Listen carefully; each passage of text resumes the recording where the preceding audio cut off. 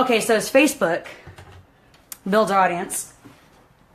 Because I'm triple doing this. So I've got you here on Facebook, I've got you there on Instagram, and then I've got you with the microphones because it's my podcast. So, all right. I am your host, Myki Angeline of Rantz and Raves. This is episode 47. I am your motivational speaker, podcast, philanthropist, and blogger on medium.com as the Bad Filipino. Today's topic is a very serious, good one. And I brought my good friend and guest, Vero. Thank you for being here. Thank you for having me. And because you are one of, like, at least that I've met with who have gone through having the gastric bypass surgery and have just really triumphed, honestly. And I know, because I know other people that have gone through it, and it's tough. It is. So we're going to rant and rave about this, because there are pros, there are cons. Hey, Christina, what's up? Alex, thank you for joining. So now, let's give the listeners and the viewers a little background on who you are and what made you decide to do the surgery. Okay. Well, I'm Veronica Garcia. I'm 36. I was actually approved for gastric bypass surgery in 2008, but I didn't go through with it because I wasn't ready. I knew I wasn't ready. What do you mean by that? There's a complete lifestyle change that you have to be ready and willing to take part in. Okay. And that's something that I knew at the time I wasn't ready. I wasn't ready to give up bread. I wasn't ready to I wasn't ready to give up rice. I wasn't ready to do anything like that. I can feel you on the whole rice thing. Yeah. And, Filipino rice, Hawaiian. Mexican, so. There you go. And this is Kyla, by the way. Hi, Kyla. So I was approved, like I said, in 2008. I decided that maybe I was going to try to do it put in a little bit more effort to try to lose weight on my own. Okay. And how much were you weighing at the time, if you don't mind? In 2008, my highest documented weight was 310 pounds. And how tall are you? I'm 5'2". So that's a lot of weight. Yes, it is. For one person to have to carry. Because I'm 4'11". I can't imagine being that heavy. Oh, yeah. It was very hard. So were you always that heavy, or did it get up to that point? No, well, what happened was I actually used to, as I was little, I've always been overweight. And I slowly got to, instead of using eating as an outlet, I decided to use alcohol. And so I was an alcoholic. I gotcha. And that was your crutch. That was my crutch, yeah. Exactly. And so I started drinking. Then when I gave up drinking, I started eating. And that's when the weight really, really piled on. And and what year was that, do you recall? Let's see. That was around, I want to say 2005. And then 2008 was the surgery? 2008 was when I was you were offered. Yeah. When I so for 3 years after that is where the binging happened. Exactly. So it took you like 3 to 4 years, or 3 years to get to get to the heaviest point that I was in. I was a size 26 at the largest that I've ever been. But what happened, like I said, hi everybody, I decided that I was going to try to lose weight on my own. So I decided to live the bariatric lifestyle without having the surgery. So it was just eating the way or the manner that is required once you have bariatric surgery, which is mainly focused on protein and low-carb veggies. I've done that diet, the whole cutting carb diet. Yeah, basically. And we're talking cutting sugars, like all sugars. I even cut all fruit. I cut the vegetables that had sugar, which are carrots, onions, tomatoes. Corn. Oh, corn's a huge one. But I tell you, I dropped a lot of weight. Did that work for you? Yeah, it did, actually. It got me down to what my surgery rate was, which was 274 pounds. Okay. So we're fast forwarding now. So you lost now. like 50 pounds. So I had lost quite a bit of weight by myself. The thing is that what happened in 2012, I had an injury to my right foot. And we'll get into that later on, because this woman is literally a bionic woman. She's had like 28 surgeries. We're going to touch on that. 29. No, I'm just kidding. Oh, wait, hold on. Thank you, Lauren, for the ASL. Everybody, remember the rule. ASL, age, sex, and location, please. Thank you for remembering, Lauren. Thanks, Lauren. Hi, Zach. Okay, so go ahead. So we're fast forwarding now. It was in 2015. Oh, no, 2014. Okay. I had my first leg surgery. My first surgery on my right foot. Okay. My right leg. It was a calf lengthening procedure that I had. Calf lengthening. Yes. Damn it! I couldn't use that. Calf lengthening. Because I would be taller. No. I could do like both of my calves. No, it's not. It's not as beautiful as it sounds. Okay. What it is really just mainly lengthening my calf so that the arch of my foot wouldn't fall. Oh. So it's not what you think. It's not to make you taller, because if that was it, hi Sancha, if that was it, then that'd be fabulous. But no, 2014, I had my calf lengthening procedure. It didn't work. Okay. So we're going down to 2015, January, February-ish, and I went to see my podiatrist, and he said, you know, Veronica, why are you going to wait until you have any of the other comorbidities, diabetes, high blood pressure, things like that. That come with being obese. That come with being obese. Morbidly, actually. Exactly. Obese. I was morbidly obese. Right.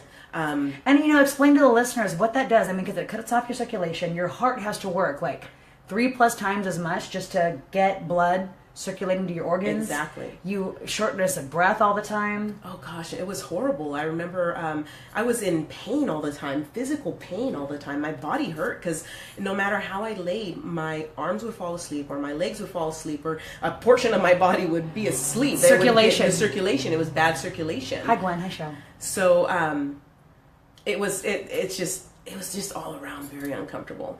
Okay. And I remember I was just. And how does that? What did that do? I was gonna say, what did that do to you psychologically and emotionally? You know, being that overweight. It got me into relationships that were not so well, if you will. Okay. You forget about yourself and you start putting other people ahead of you, and you just start doing everything for everybody else, and it's just emotionally draining. You lose yourself. Okay. Yeah, and so that's basically what happened, is that I lost myself. So I got back to a podiatrist. He told me, why are you going to wait? And so finally I decided, okay, I went for it. I signed back up through the program, through my insurance, and I was approved immediately for the surgery. I just, I think at that time I was 280 and they wanted me to get down to 275. So I was like, whatever. Before the surgery. Before gotcha. the surgery. Yeah, so I got down to the weight that they needed me at. At that time I had already been on crutches, so we're talking about 2015. So we're talking that I had been on crutches for about, off and on for 2 to 3 years. Wow. Yeah, because of the problems with my right foot. Wow. That's a long time to be on crutches. Yeah, it was. I can't even imagine. I was on crutches for 6 weeks because of a sprained ankle. I can't fathom 3 years. Yeah, it That's was bad. nuts. And then it's my right foot. It affected my driving. Right, that's the driving foot. Body. Yeah. And if you're right-handed, you probably lead a lot with the right foot. Exactly. You're a dancer. She's a phenomenal dancer. You probably all that leaning has gone to crap. I'm guessing. Yeah, it was bad. It was really bad. I mean, I couldn't. My foot. It just. I wasn't able to wear heels. I had to be in flats all the time. My feet would get so swollen. A lot of shoes didn't fit. So I was, and now I'm back into an 8.5. But at my heaviest, I was actually between 10 and 10.5. And you're talking about your feet. Foot. Yeah, my foot size. You went down 2 sizes. Yeah. Oh my gosh. So that's the pressure that your body puts on your feet. Oh yeah. People don't realize that. On your feet, on your knees, on your hips. Women, because we have hips. And then so when that weight goes down, it goes at an odd angle on your knees. Exactly. Because of, just picture that. Yeah. Oh man. It was a horrible time. So 2015, May 2015 is when I got to the point where I was okay at an okay weight to go forward with surgery. And at that time, on my surgery date, I weighed in at 274 pounds. You did it. I had got down to what they needed me at. Right. And that was May 28th, 2015. So and those of you, by the way, following me on Facebook, when I put the post, I said live at 7. If you go down on that feed, she actually posted a before and after photo. Yes. So you can see the progress as, we're talking about this. Yeah, the before picture was on surgery, the date that I had surgery when I went in. So you've seen the pictures. Night and day. I didn't even recognize you. Yeah, actually a lot of people don't recognize me now. So when It's like a different form of witness protection program. Exactly. And I look so much better now.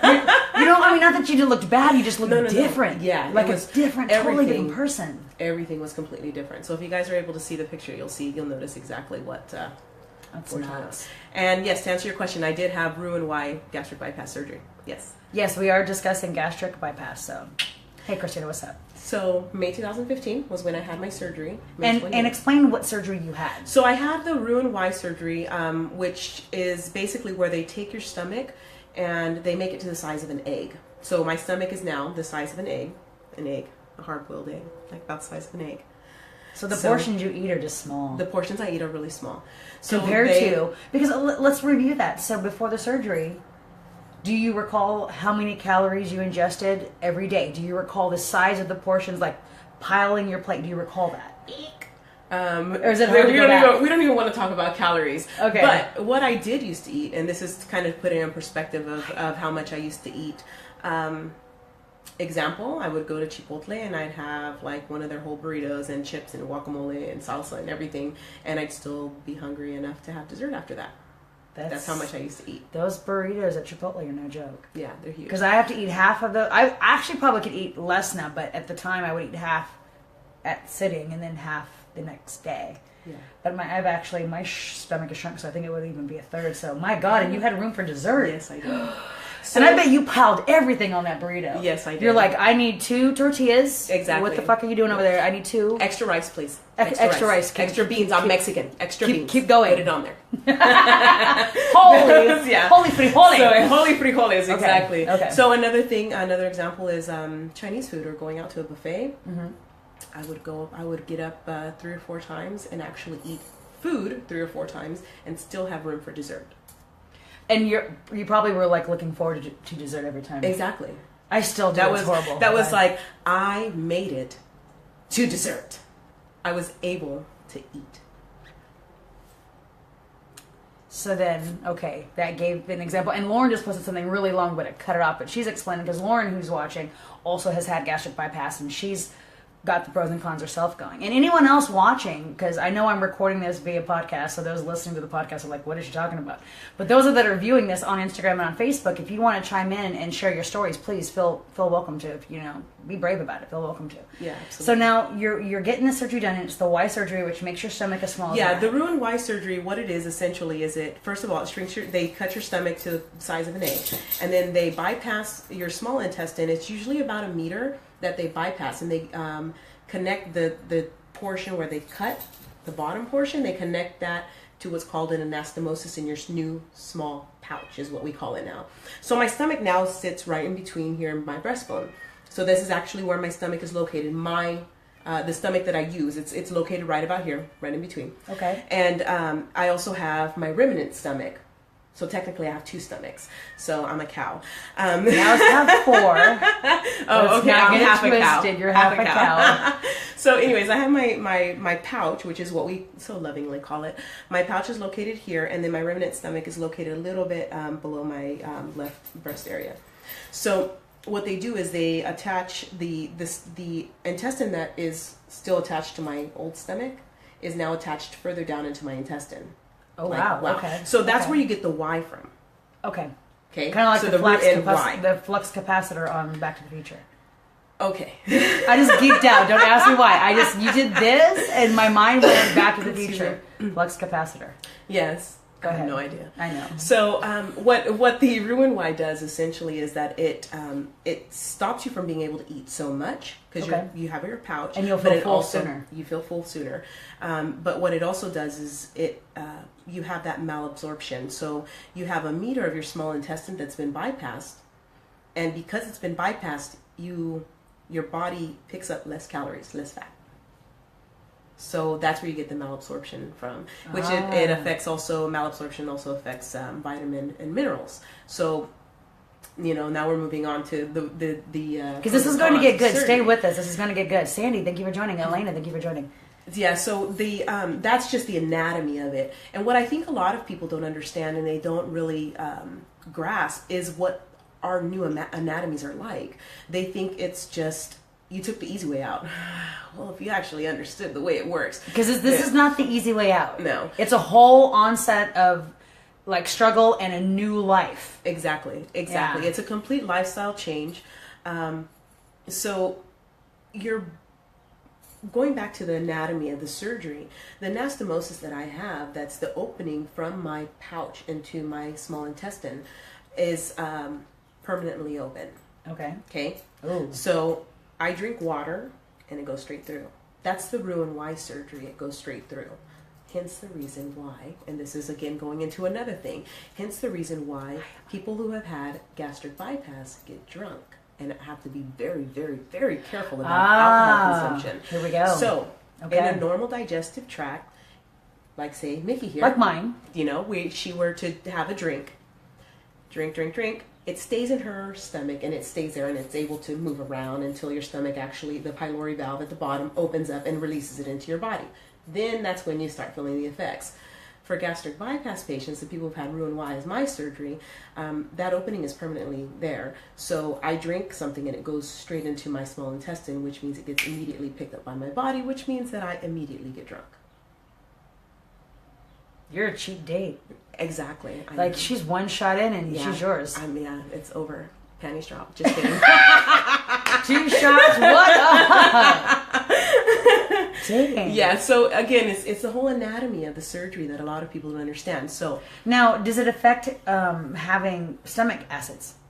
Actually, in my particular surgery, Roux-en-Y, most of the time, the portion of your stomach that creates the acid is still left in your ruminant stomach, which is the one that's over now to the side. That's not the actual pouch.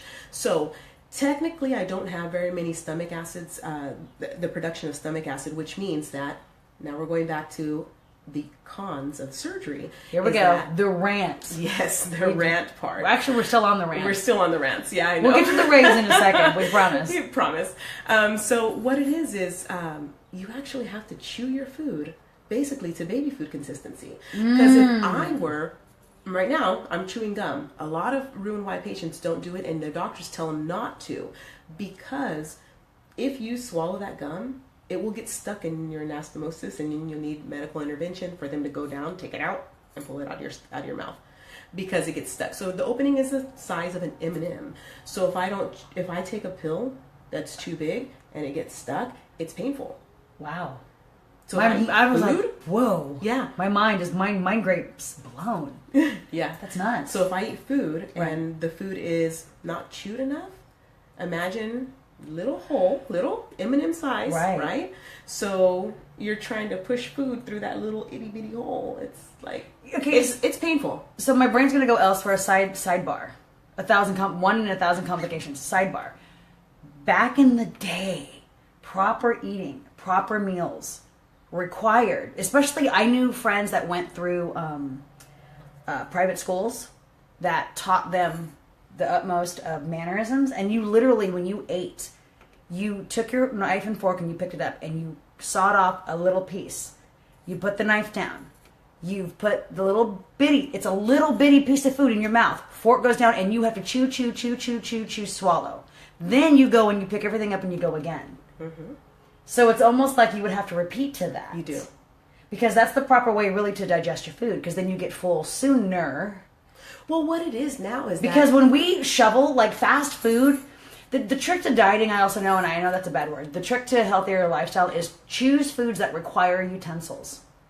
Because when you're doing fast food, you're not counting, chew 32 times, oh hell, Matthias. Because when you're doing fast food, you're not, like however big your mouth is and however much you can shove in, you're going to chew and try and half-ass chew it, swallow it down. That's so unhealthy. And then you don't know why you don't feel full. Number one, that shit has no like nutritional value whatsoever, but the body reacts to nutritional value and the process of it going through, swallowing, digesting, going through. Well, the thing is that people don't understand is that you're having to go back to that with the gastric now, exactly. Because you're having to eat healthier foods. You're having to eat smaller portions. Exactly. You're having to chew it completely. So this is really not unlike what proper people did back in the day. So what it is that there's a method to our eating. That if you lose that method, a lot of people say, oh, I know people have had gastric bypass and they balloon back up. How do they gain weight after your stomach is so small? That's a good question. Okay. So the proper way of eating for a gastric bypass patient is you start with your protein first. You have to start with the solid first, okay? Okay. So imagine your stomach, you have that egg, right? And you have that anastomosis, which is that little opening of an M&M, right? Right. You chew protein and it packs in to cover that hole. Oh, so it's like sand. Ooh, like okay. sand, right? Okay. So the sand, so you build up on that. You start with the protein first, and it gets that dense in there, and then from there you can switch to low carb veggies. Okay. Chew a little bit of those, and go back. Give me one low carb veggie. Zucchini. I love zucchini. Okay. Zucchini, broccoli. Oh, Brussels sprouts. I love Brussels sprouts. Brussels sprouts. If you do them right, they're really good. Oh God. Oh, and Lauren chimed in. She has TMJ, and chewing too long gives her headaches and it hurts. So it's super hard for her to eat meat. Yes, and that's It's see, the thing is that for me particularly, in the beginning of the surgery, they tell you to go between 60 to 80 grams of protein a day, which is what your body needs so that you don't become protein deficient. I actually became protein deficient really early on, and protein deficiency is very, very hurtful. Your whole body aches. It's like a bad flu, and it just doesn't go away. And I must eat a lot of protein because I don't have that issue. I'm sorry you miss ice cream, Jesse. Jesse, have you ever tried Halotop? HALOTOP? It's actually a low carb, low calorie type of ice cream that you might want to take a look into. It gives you the same feel of ice cream, but it's actually safe for us as Roux-en-Y patients to have. You can just do little portions here and there. Another good thing to do would be to take frozen berries, put them in the blender with a little bit of almond milk, and you blend it up, and it'll still get you that frothy that we miss with ice cream. Ice cream. Berries are low carb, so it's okay to have them every once in a while. There you so go. it's not the fact that you don't really have to miss out on stuff. You just find an alternative. You educate yourself. This woman's highly educated. We're going to get into some of that and make sure to follow her afterwards. I'm telling you, we'll follow to the end of this podcast and this video. So yeah, so there's a lot of information out there. It's just unfortunately a lot of people don't know where to go. So then skip ahead. How long did it take you after the surgery? What was the first steps to the change in how you ate, and then when you started seeing the weight drop off, like what other things did you have to do to stay consistent? Because you mentioned protein 60 to 80 grams. Yes. I'm sure vitamins are a must. Oh, vitamins. I am going to be on vitamins for the rest of my life. I'm on vitamins for the rest of my life. Vitamins and supplements for the rest of my life. There's and that's actually one of the things that if a Roux-en-Y patient does not take their vitamins and does not take their minerals, there are vitamin and mineral deficiencies that you can die from. Very, very important to take your vitamins and to make sure that you're not getting mineral deficient. Mineral deficiencies, there's no way of coming back from that. Wow. I'm so glad that I'm addicted to taking vitamins. They're there for a reason. I love vitamins. In our society, we're just so used to just go, which is why a lot of us are overweight. Yeah. Because again, we're shoveling food into our mouth and we don't take time to actually see food that what isn't we're healthy. doing. Bad food, all of that. It's just You'd be amazed. You'd be amazed at the energy level that goes up when you switch from crappy food to healthy food. Because I predominantly ate good, but man, fast food was my friend. And when I first did the carb cutting diet back in 2009, I could not get over how much less food I ate and how much more energy I had when it was like dark leafy greens and fish and chicken and I really low on the cheese and just no sugar. And it takes like 2 weeks really to flush that addiction out because sugar acts like heroin to the brain and it's so highly addictive. Yeah. But I ate less, I had more energy, and the weight just freaking melted off. Yeah. I'm just having the hardest time doing it now, but I'm getting there. So, and that's the thing is that even for so don't be discouraged with changing the food. You're gonna feel better about yourself. Yeah, the thing is that once you realize that there are so many alternatives for you to be able to continue life and not feel like you're missing out, that mindset, that wow moment, that once you get to that, right, then it's all easy peasy. See, that I can relate to you, because when I got to that point, and it was like 30 pounds ago, oh my God, it was such a glorious thing. It's that aha I still moment. ate. It clicks. I still ate whenever I wanted to eat. I learned to, and then there's a website called calorieking.com. Go to it. calorieking.com. It lists the nutritional value in anything you ever eat, even if it's at a restaurant. You can look it up. Because I would use that, so when I would go out to eat, I would be choosy on what I would pick to eat, and I still enjoyed food. And I could eat out, and I didn't cheat. Lauren. Crave sugar and carbs. all-time So protein exhausted. doesn't give me energy. You may be taking the wrong type of protein. So there's actually different types of protein. There, of course, you know, and this again, I know we're bouncing a lot back and forth. There's a lot to cover with this particular subject. And I know. this is one of my passions. I can tell. and I'll give it 5 more minutes, and I really want to get to the passion part. So this is an hour and a half podcast. So this is because 2 hours, 3 hours. Because I'll lead people to, because you've got some, you know, like groups that you belong to Yes, on Facebook, yes. and we'll put those links in the website for the podcast for Rantz and Raves, and also when we blow this out, like afterwards, so that people can go to those and get more information. Yeah, for sure. absolutely. There's different kinds of proteins, okay? There are concentrates, which are okay for bodybuilders, you know, because they're bodybuilders, right? I use that. Gastric bypass patients, we don't have the same digestive tract. No, you don't. So we have to have special formulated types of protein. And this is something that I've actually learned. See, I went to GNC, I went to all these big, huge vitamin shops, whatever, Right. to try all this different kind of protein. It smells like dead animals. It really does. And Mine that's doesn't, part of the but thing. but some of those do. No, but Well- here's the deal. Here's the deal though, Myki. After surgery, everything tastes different. Oh. Even water. Oh. For anybody who has had root and eye surgery, tell me if I'm lying here. Water has a consistency. It has a texture now, and I hate plain water. Are you serious? I am since dead the serious. since the Since surgery. surgery. It changes how It things changes taste. how the Wow. it's just the texture in my mouth is absolutely disgusting. Wow. Water. Yeah. So what I do is I actually get sugar-free water enhancers and I mix them with my water So so you that get the it water breaks down. up that consistency. Ah. So that it breaks up that consistency, that feeling in your mouth, because people don't get it. If you've never had roux Y, see, it does. If you've never had roux Y, you won't understand.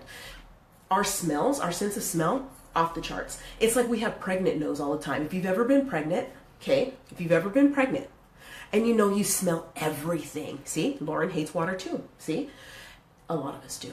If you've ever been pregnant, you have that pregnant nose where you smell everything. I Like remember you smell fish from like 10 days ago that Yes. somebody fried, right? You just it heightens your senses. This is exactly the smell. It's the heightened sense that you have after roux Y. Wow. So the regular protein.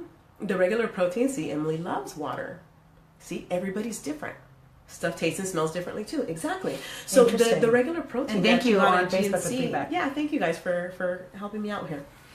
The regular protein that people or bodybuilders take is something that, for me, I open it. Thank you, Lauren. I'm a little stuffed up. Okay, so now that I'm done blushing, hello. Yeah, you can smell grease. You can smell all that stuff. So what I do is when you open up a bag of protein, what you don't smell, I smell as dead animal. I swear to God, when this is done, you're gonna smell my protein. I want to know what you smell. gosh, I almost feel okay. like I should just go grab it right now. Oh no, you want me to die? I'll be sick. Really? So Okay. yeah. So what I Because do I'm is really excited is- to know how bad you think this Oh smells. yeah, no, it smells. It's disgusting. Like somebody said, Isopure. I'm sorry, honey. If you like Isopure, I'm so sorry for you. I hate Isopure. It's actually a really well-known brand of protein. No, you hate it. I don't like it. I don't like the smell. I don't like the way it's gritty. So, Wow, what man. I did, okay, and then we're moving on to my passion. Here we go, people. My passion, okay. I actually found an online bariatric community, bariatric eating support.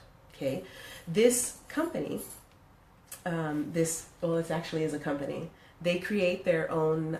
The owner of the company, the founder of the company, she has a history in chemistry and microbiology, and I don't know. She's probably like some total person who has gone back in the future before. Total smart, very very smart lady. She created her own line of bariatrically friendly products. Nice. So when I open a bag, There of my is a protein, God. Okay, the company. It's the Facebook that we have 3. Okay, we have 3. And those links will be on the podcast website, and also after this video, we'll make sure to put that there. Absolutely. So there's 3 different support groups. Okay, the first one is bariatric eating support. Okay, second one is no more bariatric regain, and the third one is bariatric eating 101. Okay. Okay, bariatric eating support is the main one. That's where we started, and from there we started branching out. Okay. No more bariatric regain is for people who are over 2 years and who have started regaining. So what we do is the founder and the administrators, they well, it was the founder who came up with these different plans of how to come back down from a regain, how to eat, how to teach people, how to educate them. Because what we found out, and in myself, before I even found this group, is what I found is that a lot of people are not educated. They jump in, they think it's a magic wand, it's a trick. And you touched on this the other day, is because you talked about how after the surgery and everything, the doctors just drop you. That's the unfortunate. And that's why so these groups are so 10 years. Are so important, because you get the surgery, the doctors will follow up to a point, and then it's like you don't exist. And then you don't exist. And you're left on your own with not knowing what to do. Yeah.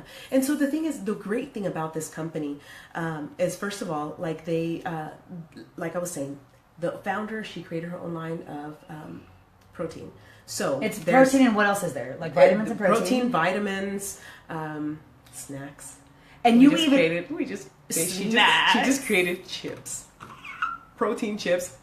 They're so good. And they have several flavors of the protein, because there's coffee flavor, there's a cheesecake Cafe flavor. Bella, there's blueberry cheesecake, there's orange creamsicle. So there's fun ways to drink this protein. So you're not bored. You open this bag. I wish I could have brought. I feel like I want to order it just because I just want to drink great smelling protein. For anybody who's out there that has ever tried this product, I know Emily has, and Lauren, you'll be getting yours soon.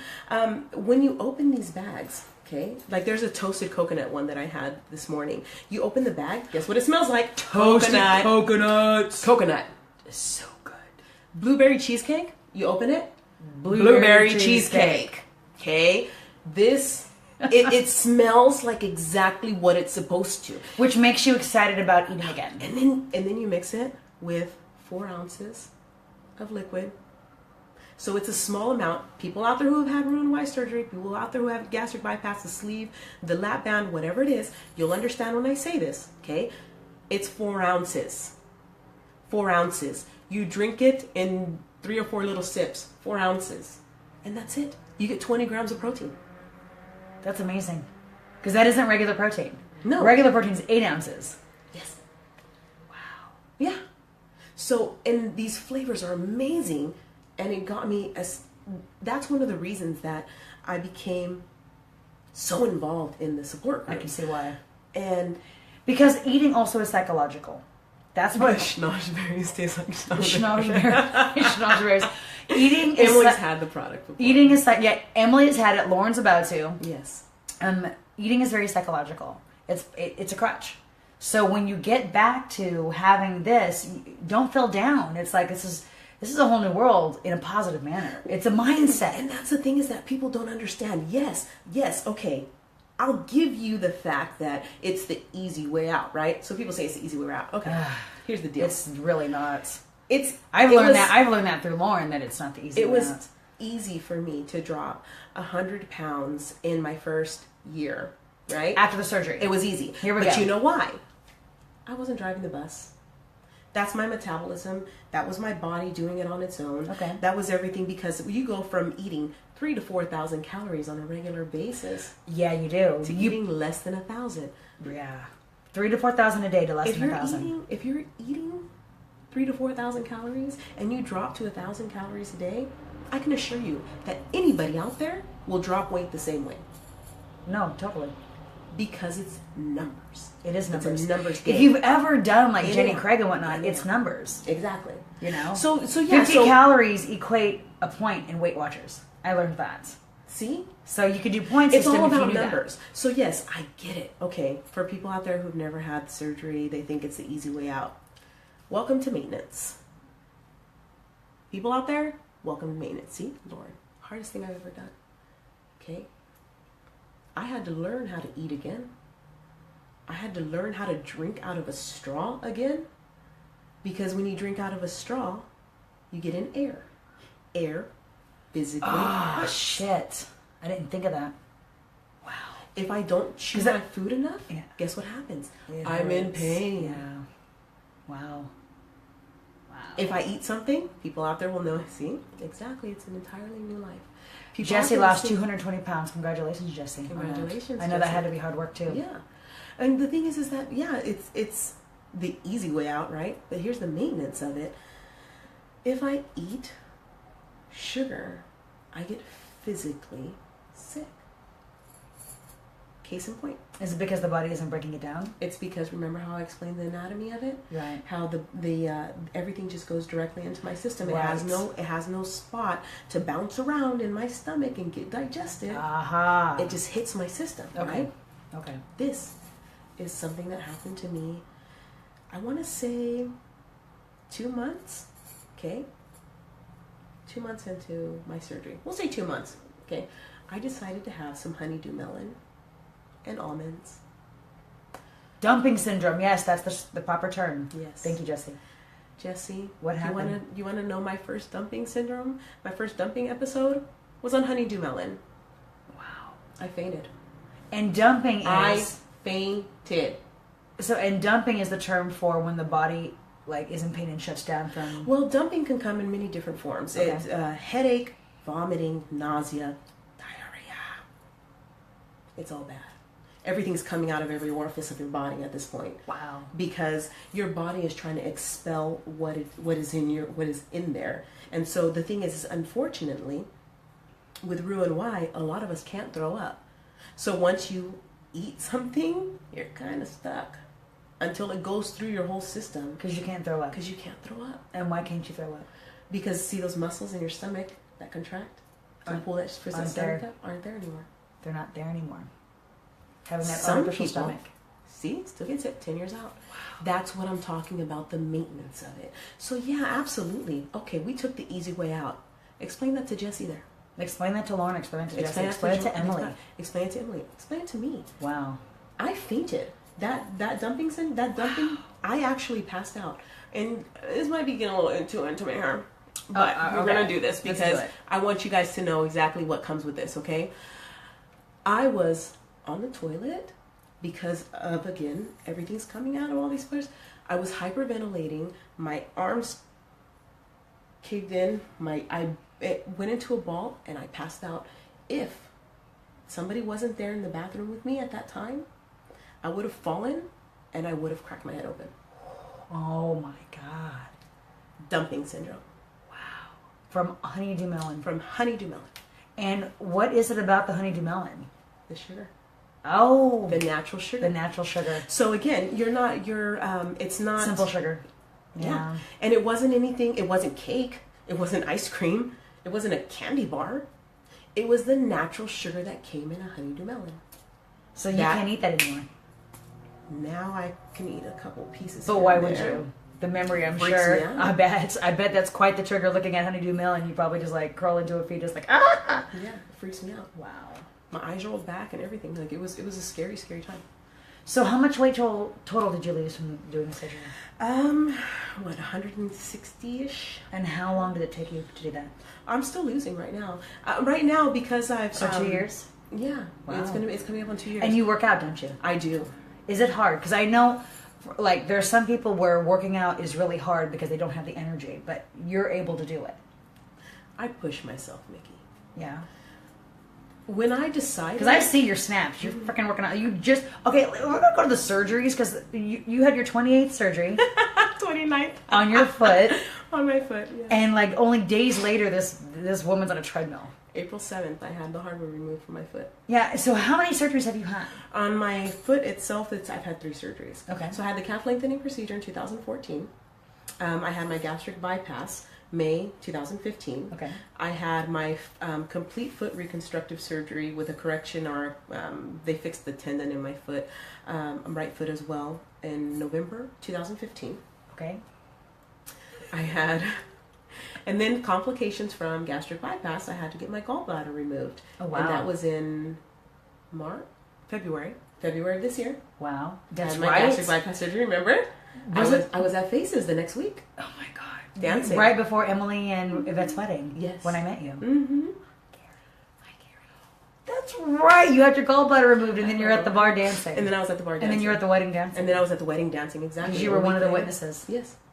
On the pool table. That was Nothing stops this woman. No, so then I had the gallbladder surgery. Right. February. And then I just had my hardware removed on my foot April 7th. That's so crazy. And I'm in heels again. You want me to show you? See? Heel boots. Crazy. See? Right? You and I were broken. Yes, Heaven, we were broken together. It's like that.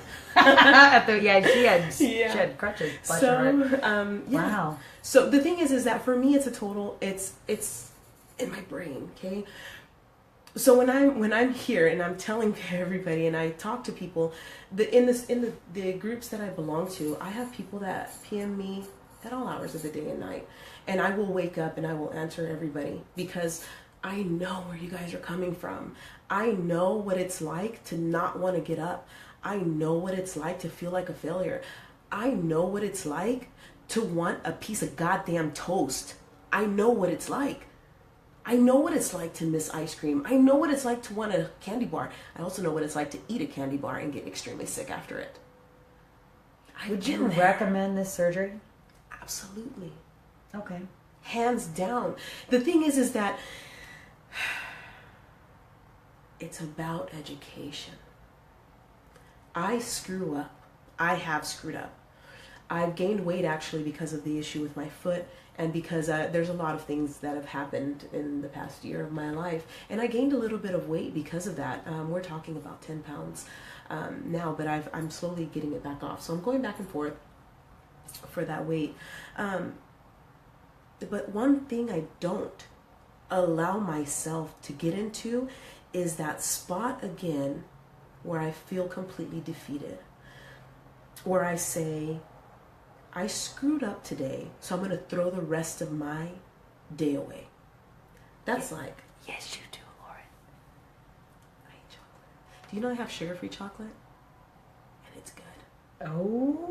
Sugar-free chocolate. Oh.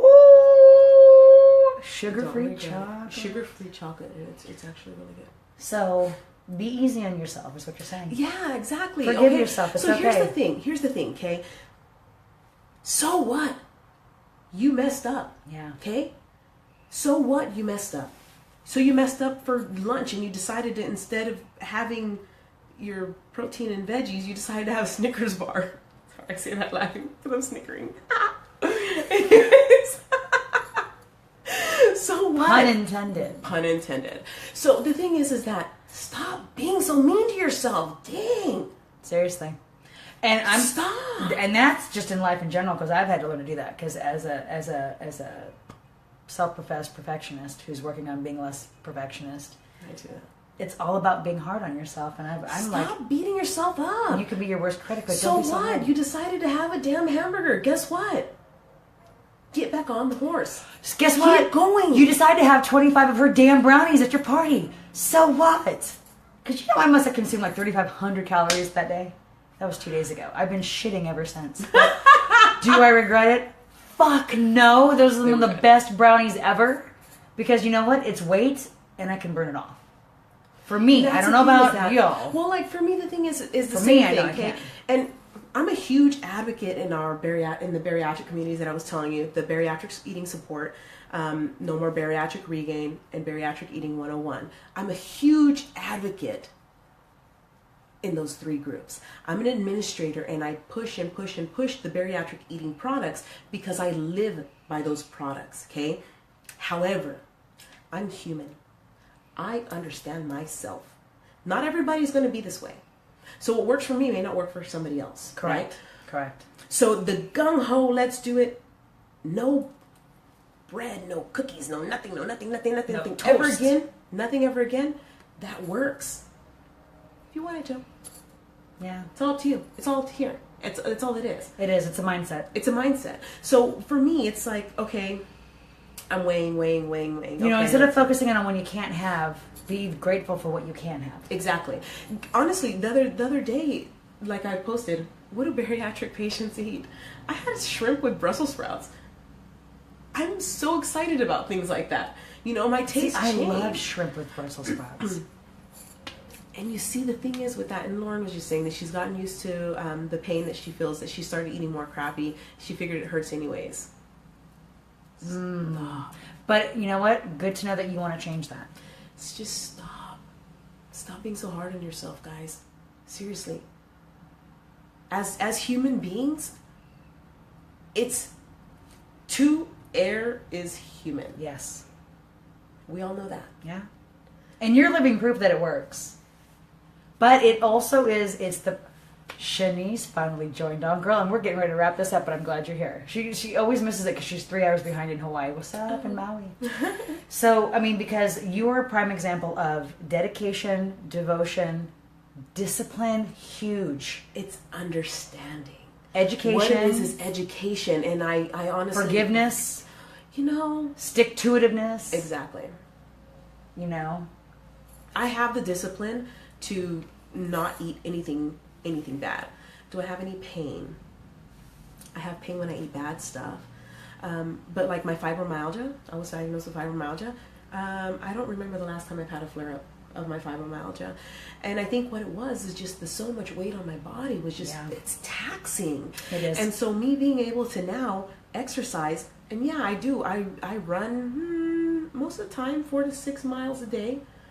That's incredible. On a broken foot. Jesus Gamalungay. When I couldn't run, I was biking. 20 miles? I love biking. Something like that. I love. How are you with dairy?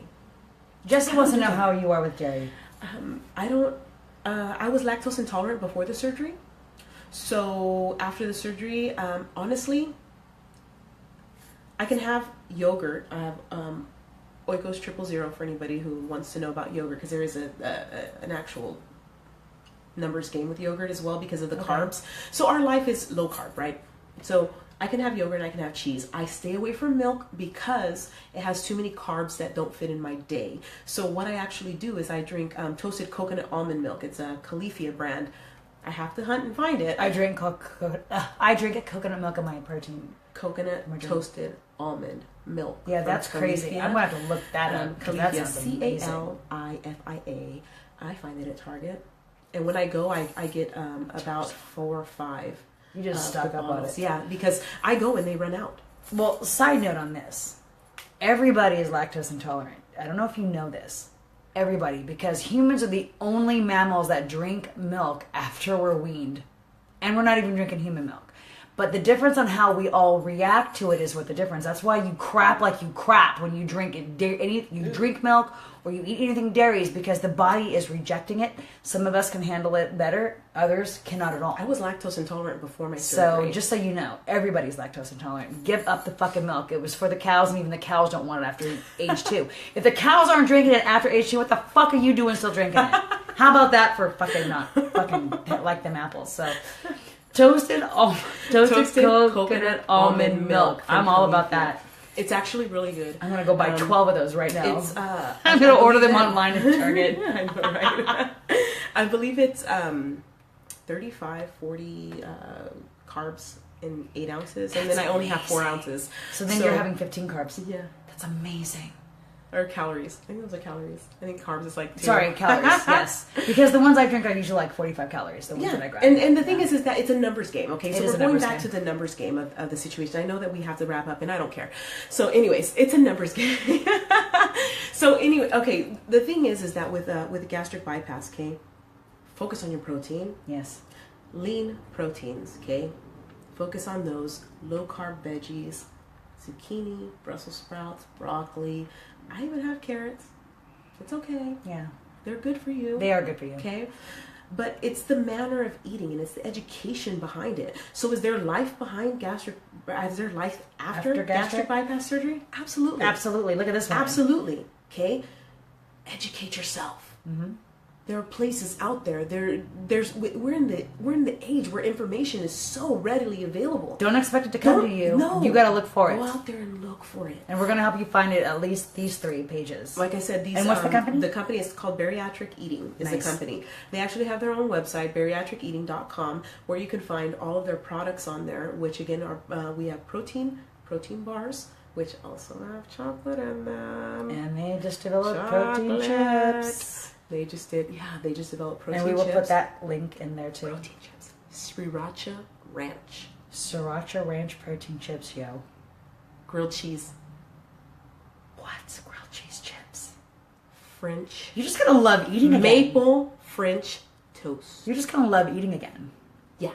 I might see. That's the thing. This is the deal. if I you might have- I might order this food because it's so low in calorie, and then I'll feel like I'm cheating, and I'm not. See, that's the trick you play on your head, right? It's the trick you play. That's what it is. That's And all the it thing is that once you're able to find the stuff that just satisfies that need, that desire, Right. then it's easy. So true. It's So easy. true. Like, if I want chocolate, guess what I do? I will go and make a protein shake that is Dutch chocolate cake. Dutch chocolate cake. Stop it. Protein shake. That Okay. sounds so good. They also have a crispy puffed rice kind of protein bar in chocolate. Yeah. Snap. I'm gonna have to order some food for you just for me, and I'm not even none of that. And I'm telling you, and the thing I would is probably that drop so they're much weight. specifically made for bariatric patients Yeah. because the owner, the founder of this Right. company is a bariatric patient. There you go. She's 17 or 18 years out. Whoa. And so, That's a yeah, long so time. she's, I mean, we're living this. So on our support groups, that's what we push. That's what we tell our members. We're right there in the trenches with you guys. We know exactly Yeah. what it feels like to want ice cream. The thing with the protein. Now, a lot of people are have brought up the situation with money, right? But isn't it just substituting what you normally buy of other things for that? Hear that? That's all it is. So Yeah. if you're eating horrible, stop spending money on horrible. If you drink a lot of Starbucks, you're probably not going to need it if you get coffee protein. The coffee protein is Cafe Bella. It's a new one that came out. It actually has calcium in So the if it protein. tastes like coffee, cut back on the things like if you're finding yourself doing a lot of shopping on frivolous stuff, cut back on that. Cut back. What it's going to entail is budgeting yourself. What you do, That's all and it's what gonna I've take. done is that And the- start the- small. You don't have to you don't have to get like $158 worth of shit in the first month. Start small. Start with just the protein. Start with one bag, Yeah, $35. just one bag. In Okay, it. start $30 or something. $35. Yeah. They actually have right now, And it probably lasts a long time because you're only Pumpkin using 4 pie. ounces. Pumpkin pie. they have pumpkin pie on sale right now because it's actually seasonal and it's going out of season, and they use organic pumpkins, and so right now it's on sale, and I believe it's $28. Okay, for I a might bag. just get that because I love fucking pumpkin. I'm getting pumpkin from And you. I'm telling you, Done. So you get a scoop of pumpkin and you put it inside your almond milk, Right. and then you get your coffee and you mix it into that protein. And there's a way to mix this protein with hot liquids, because other protein, those who have ever had protein will know what I'm talking about. Protein usually doesn't mix well with hot liquids. No. It clumps up. It clumps up cooks. because it's designed for cold. It cooks, right? Yeah. Not this one. If you stir it right, you can have your Because- pumpkin spice latte. Ooh, because Vero speaks from experience because she's a coffeeholic. And she's learned how to have her coffee with her protein. Coffee. As she keeps dropping her weight, Protein being coffee. healthy. Well, I mean, you look great, but not to the point of, because this is, and let's touch on this before we go. Why this is so important, because if you don't do it right, you are going to start deteriorating as a human being. Exactly. Let's touch on that for about 2 minutes. Real quick, most people will know this. Your hair starts falling out. Your hair starts breaking. Your skin becomes really, really blemished. You get sunken eyes. Dehydration, people. Because you're not drinking water. You're not drinking enough water. Your nails become brittle. Inside of your body, if you're not taking your calcium, guess what's going to happen to your bones? They turn into mush. They really do. You get mineral and calcium deficiencies. Your teeth start falling out. This is real talk, people. And this is the after effects. So yeah, the easy way out, Is not. it's not. So there is some danger to it if you don't take care of yourself. If you don't take care of yourself, you can Yeah. run into big problems. I mean, we've actually had. But there is hope. Yeah, there's help out there. You just have to look for it, and you just have to be willing to listen, willing to absorb the information that like people like me. will You be willing nailed to give it. You have to be open and accepting. And you may cry over it. You may start being in denial over it. But it's such a life-changing thing. You just have to be accepting to what you're hearing and what you have to apply to yourself. These support groups that I belong to, that I'm an administrator for, we have members who ballooned up to 200, 300 pounds in regain. Wow. Regaining their weight after having the surgery, dropped down. So there's to hope even for those smaller. So there's hope for those who've gained the weight. They can bring it back down with this stuff. We're all given the same tool, guys. We all have the same tool. Anemia is very common. It is. But I get iron capsules. See, a lot of things that people don't realize is like regular vitamins for normal people, right? You have iron and you have to take it with calcium, or you can't take it with calcium, or you have to do it this way and Iron's drink it a tricky. certain way. Blah Iron blah is blah very blah blah. tricky. Okay. The type of iron and the type of calcium that this company uses are, again, specifically they're stronger types of iron and calcium. It's different. Okay. It's not the normal of what you see in GNC. These are different components. Okay. So go out there, check it out, bariatriceating.com. They have their full website of their protein, of their vitamins. Everything is there. If you want to absorb that information, if you're willing to listen, the people out there who have had gastric bypass surgery, who are now feeling like failures because they've regained, reach out. We have a support group. No more bariatric regain. You are not alone. How You're many members? Not alone. How many members? Oh my gosh! I know that in bariatric eating they have, believe, over 71,000 members just in one, and then the other two, the sister ones, they're smaller because we just started those. So I want to say I'm pretty sure that we're over 100,000 members between all three groups. There's a reason we're still out there. There's 100,000 people, so you're not alone. You're not alone.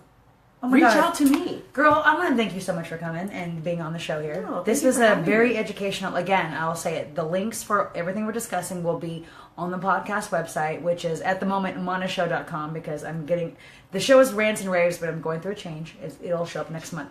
But the website, it'll be there. And also, after this video, I'm going to put it down there as well. Or Vero will put it down there so that you all can go to it, join it, educate. If you know somebody, reach out to them and let them know. Share. Share this video. I should have said that at the beginning to share the video. Yes. I should have. But you still can share the video and share the knowledge. Help yourself and help others. Veronica Garcia, you'll see. I'll put in the links. Yes. PM me. Let me know if you have questions. If you want to know, let me know. There you go. I am open to help out in the bariatric community. That's what I do. I'm an administrator for these groups for a reason. She is. I'm very well educated in bariatric life, but because I took the initiative to want to be. There you go. That's what it takes. The same way I took the initiative to want to learn this stuff is the same way that I will take the initiative to teach anybody else who's willing to learn. There it is. Is there life after gastric bypass surgery? Yes. Absolutely. Well, I definitely hope that any and all of this has resonated with you in a positive manner and that it has inspired you like you all inspire me. So, like I tell you every time, every day you wake up, you determine how your day will go. Absolutely. Manifest to be your best. Have a great evening.